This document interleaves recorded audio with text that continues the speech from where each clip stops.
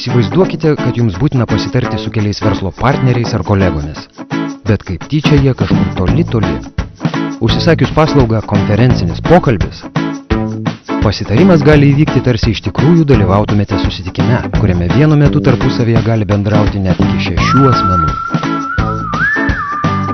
Norėdami pradėti konferencinį pokalbį, paskambinkite pirmajam pašnekovui, surinkite antrojo pašnekovo numerį ir spauskite skambinimo mygtuką savo telefone. Konferencinis pokalbis sujungiamas paspaudus trejetą ir skambinimo mygtuką. Kiekvienas kitas pokalbio dalyvis prijungiamas analogiškai. Už skambutį moka skambinantysis pagal jam taikomus tarifus. Kiekvienas iš dalyvių gali bet kuriuo metu laikinai ar visiškai nutraukti savo dalyvavimą. Prieš naudodamisi šią paslaugą, mobiliojo telefono instrukcijoje pasitikrinkite, ar telefone įdiegta konferencinio pokalbio funkcija. Išsamesnę informaciją rasite www.tele2.lt.